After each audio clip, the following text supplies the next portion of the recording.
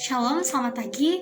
Kita akan mendengarkan kebenaran firman Tuhan. Kita siapkan hati kita berdoa. Tuhan Yesus, jamah hati pikiran kami, agar kami mengerti kebenaran firman-Mu dan boleh diterapkan dalam hidup kami. Dalam nama Yesus Kristus kami berdoa. Amin. Pagi hari ini saya akan membacakan dari 1 Samuel pasalnya yang ke-15 ayat 22 dan 23. Tetapi jawab Samuel, apakah Tuhan itu berkenan kepada korban bakaran dan korban sembelihan sama seperti kepada mendengarkan suara Tuhan? Sesungguhnya mendengar lebih baik daripada korban sembelihan, memperhatikan lebih baik daripada lemak-lemak domba-domba jantan. Sebab pendurhakaan adalah sama seperti dosa bertenun, dan kedegilan adalah sama seperti menyembah berhala dan terafim. Karena engkau telah menolak firman Tuhan, maka ia telah menolak engkau sebagai raja. Pagi hari ini saya memberi tema kedegilan penghancur kehidupan. Kedegilan adalah sikap hati manusia, sikap yang tidak berkenan di hadapan Allah, atau satu sikap yang tidak setia seperti menyembah berhala. Ini adalah penghancur yang luar biasa dalam kehidupan manusia. Itulah yang dialami Raja Saul. Raja Saul adalah pribadi yang berkenan di mata Tuhan pada awalnya, sehingga Tuhan memilih dia menjadi raja. Tetapi karena kedegilan hati yang ia miliki, dia kehilangan segalanya. Posisi dia sebagai raja, bahkan perkenanan Tuhan atas hidupnya. Inilah yang mau saya bagikan pada pagi hari ini. Apa saja ciri-ciri kedegilan hati atau orang yang degil hatinya? Yang pertama, orang yang degil adalah orang yang tidak mendengarkan firman Tuhan. Di dalam ayat 7 sampai ayat 9 dan 22 sangat jelas. Ketika Samuel di bagian yang pertama ayat 1 sampai 3 menyatakan firman Tuhan kepada Raja Saul bahwa dia harus menumpas bangsa Amalek karena bangsa Amalek menghalangi perjalanan bangsa Israel pada dahulu kala ketika mereka mau keluar dari Mesir. Sehingga Allah memberitakan kepada Samuel untuk menyatakan kepada Saul bahwa dia harus menumpas habis bangsa Amalek. Laki-laki, perempuan, ternak, anak kecil tidak boleh ada yang tersisa. Tetapi di ayat yang ke-7, Saul menyisikan Raja Agag. Dia tidak mengambil nyawa Raja Agag. Raja Agag adalah raja orang Amalek. Bahkan dia menyisikan domba-domba atau ternak-ternak yang baik, yang alasannya untuk kurban bagi Allah.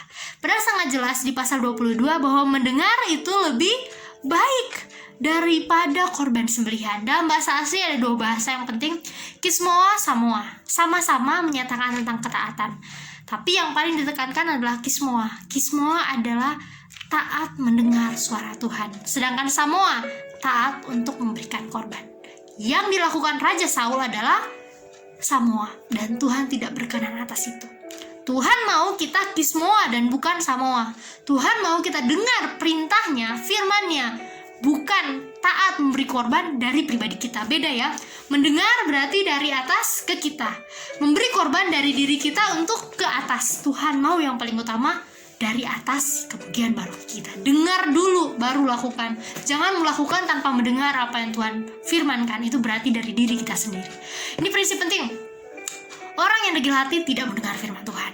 Yang kedua, orang yang degil hati suka menyangkal. Di ayat 15, ayat 20 dan 21 sangat jelas, ketika Nabi Samuel datang kepada Saul menyatakan dosa yang dia lakukan yang membuat Tuhan kecewa terhadap dia, dia menyatakan di ayat yang ke-15, saya menumpas orang Amalek semuanya, tapi dombanya untuk Tuhan. Kemudian di ayat 20, Samuel menegur lagi dosa-dosa dia menyatakan, saya menumpas seluruh orang Amalek, tapi Raja Agag saya sisihkan, dan domba-domba itu karena keinginan rakyat. Dia menyangkal firman Tuhan. Sangat ironis. Dan yang ketiga, ciri-ciri orang yang memiliki kedegilan hati membela dirinya sendiri. Manusiawi orang membela dirinya, tapi ingat, ketika kita belajar membela diri kita sendiri, ketika kita melakukan kesalahan, berarti kita adalah orang yang degil hati. Membela diri sendiri di ayat 24, dia berkata kepada Samuel, aku telah berdosa sebab telah kulangkahi titah Tuhan dan perkataannya. Tetapi aku takut kepada rakyat. Dia takut, dia mengkambing hitamkan bangsa Israel yang menjadi alasan kenapa dia berbuat hal yang salah di mata Tuhan, mempersembahkan korban. Akibat yang harus diterima dari orang yang hatinya degil, sama seperti Raja Saul. Yang pertama, ditolak Tuhan. Di ayat 23, sebab pendurhaka adalah sama seperti dosa bertenun dan kedegilan adalah sama seperti menyembah berhala dan terafim. Karena engkau telah menolak firman Tuhan, maka ia telah menolak engkau sebagai raja. Tuhan menolak Raja Saul sebagai raja. Orang yang degil hati ditolak Tuhan dari jabatan yang dia miliki, ditolak sebagai raja. Kita saat ini, saya tidak tahu apapun jabatan kita, ketika engkau menolak firman Tuhan, engkau akan tertolak dari jabatan yang Tuhan percayakan saat ini bagimu.